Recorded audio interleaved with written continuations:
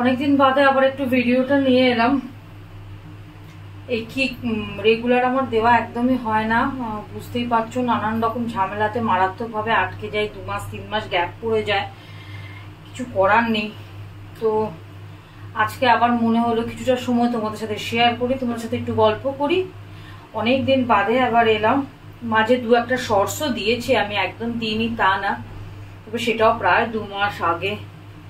তো আমি দুধটাকে জাল দিয়ে নিলাম। এখন আমার সন্ধ্যেবেলা যা যা রুটিন সেগুলো আমি শেয়ার করছি। আমি দুধটাকে জাল দিয়ে নিলাম। এবার আমি এটাকে দই পাতার জন্য দুধটাকে জাল দিয়েছি। তো আপাতত এখন এটাকে সাইডে করে দেবো, কারণ দুধটা একটু হালকা ঠান্ডা হবে তারপরে। তো এটাকে সাইডে করে দিই। তারপর রাত্রিবেলার কি মেনু তৈরি করব সেটা তোমাদের সাথে শেয়ার করি, যাতে তোমরাও একটুখানি সেই মেনুটাও তোমাদের সাথে শেয়ার করা হয়, তোমরাও বানাতে পারবে। তো চলো আগে দুধটাকে সাইড করি, মেনুটা আগে রাত্রিবেলা কি করব সেটাকে একটু জোগাড় করি। চিকেন বানাবো আজকে রাত্রে, আর সেটাও একদম হেলদি প্রসেসেই বানাবো। তো অল্প একটু চিকেন রয়েছে আমার এখানে, এই 400 গ্রামের মতো চিকেন রয়েছে। তা চিকেনটা আপাতত এখন সাইডে রয়েছে, ভালো করে ধুয়ে নিয়েছি।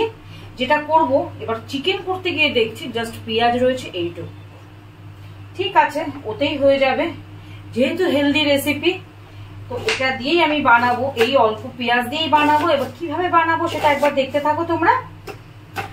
আর চলো তাহলে পেঁয়াজটাকে একদম কুচি কুচি করে কেটে নিলাম।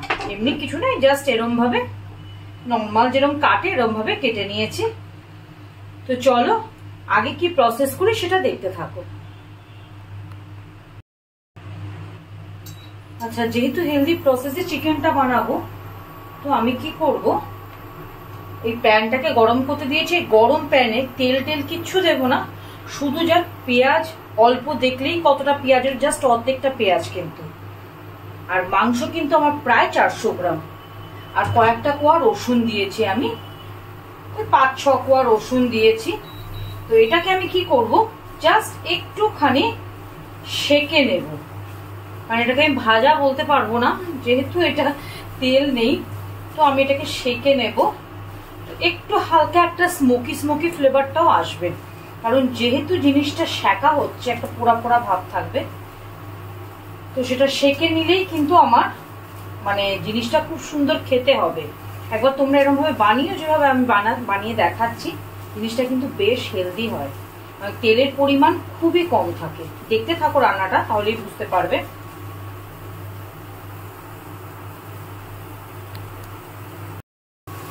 আচ্ছা, এটা হতে থাকুক, যেটা কড়াই দিয়েছি আমি প্যানে।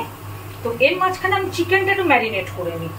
তো ম্যারিনেটটা আমি কিভাবে করি চলো দেখতে থাকো। একটু বেশি পরিমাণে দই দেবো, আমি ঘরে পাতা দই দিচ্ছি, আমি যেহেতু ঘরেই পেতে রাখি দই। তো দইটা একটু বেশি পরিমাণেই দেব, কারণ তেলের পরিমাণ কিন্তু এখানে প্রায় পড়বে না বললেই চলে।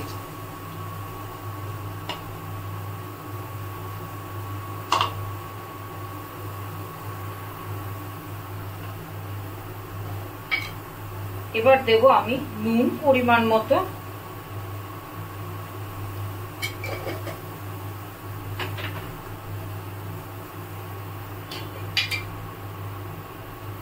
হলুদ দেব পরিমাণ মতো,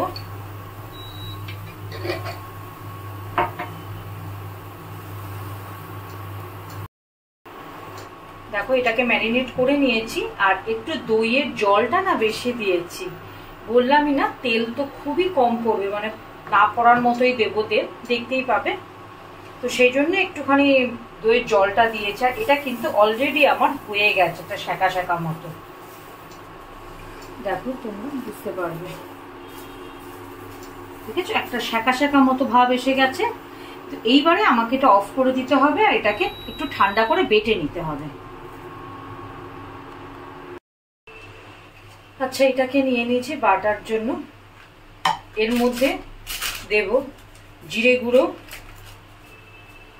যেহেতু পেঁয়াজের পরিমাণটা কিন্তু খুবই কম, তো সেহেতু জিরে গুঁড়ো ধনে গুঁড়োটা একটু বেশি পরিমাণেই দেব। ধনে গুঁড়ো দিলাম,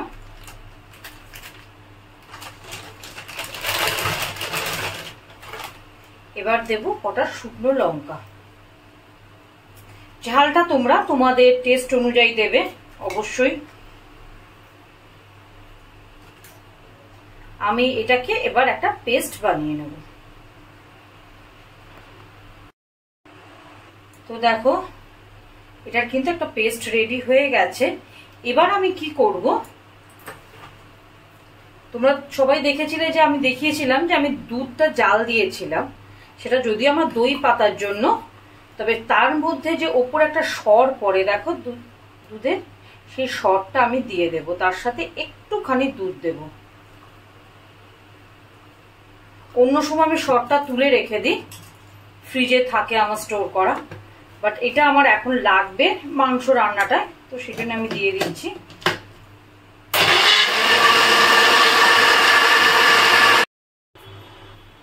এবার চলো রান্নাটা স্টার্ট করা যাক। তেল দেব খুবই অল্প পরিমাণে, জাস্ট 1 টেবিল স্পুন আমি এর মধ্যে বয়েল দিলাম, 1 টেবিল স্পুন। তো তেলটা একটু গরম হয়ে যাবে,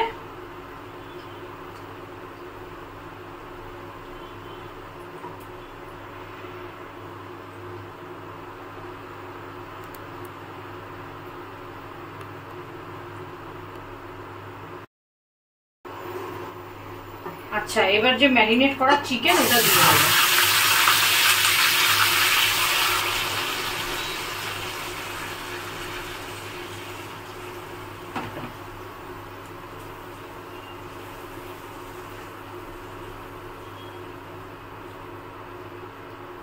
আর দিয়ে দেব যে মশলাটা বেটে রেখেছিলাম ওই মশলাটা। এটা সম্পূর্ণ এবার চাপা দিয়ে হতে থাকবে।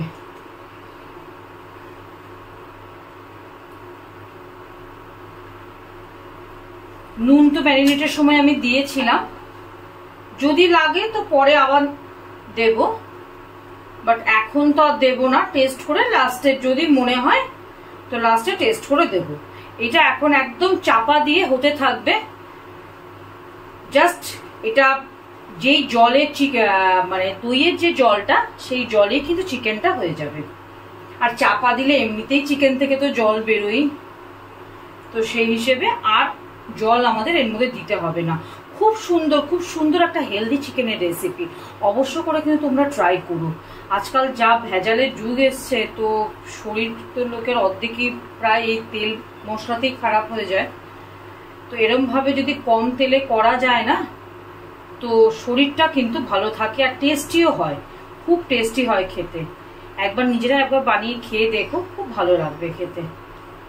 তো এটাকে এবার চাপা দিয়ে দেব, এই চাপাতে এবার এটা হতে থাকবে। তো দেখো চাপা দিয়ে দিই, এটা হচ্ছে অনেকটা জল বেরিয়েছে, দেখেছ?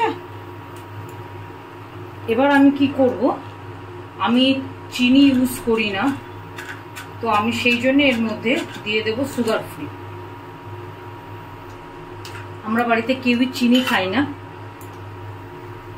একটু অ্যাডজাস্ট করতে হবে মিষ্টিটা, সেই হিসেবে দিয়ে দিলাম একটু সুগার ফ্রি 2-3টে দানা। এটা আরো হবে, তার সাথে জলটাও আরো শুকিয়ে যাবে। তো এরকম ভাবে চাপা দিয়ে করতে হবে, কোনো ঝামেলা নেই। ওই 10-15 মিনিট মতো লাগবে, এটা কিন্তু আমার রেডি হয়ে যাবে চিকেনটা। তো চাপা দিয়ে হতে থাক, হয়ে গেলে আমি আবার তোমাদের সাথে শেয়ার করছি জিনিসটা দেখতে কেমন হলো।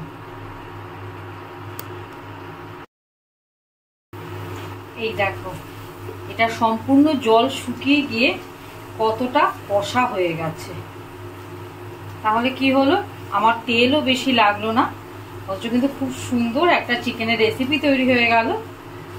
তোমরা কিন্তু অবশ্যই একবার ট্রাই করো, খুব ভালো লাগবে খেতে। আমি যেরকম ভাবে দেখালাম সেরকম ভাবেই করবে, খুবই টেস্টি খেতে হয়, অথচ বেশ হেলদি রেসিপি এটা। যেহেতু পেঁয়াজ টেয়াজ একদম কম আছে, তেলও একদম নেই, তো অবশ্যই ট্রাই করো। তো আজকের মতো বিদায় নেব, ভালো থাকবে, সুস্থ থাকবে, সবাইকে ভালো রাখবে। চলো টাটা, ভালো থেকো।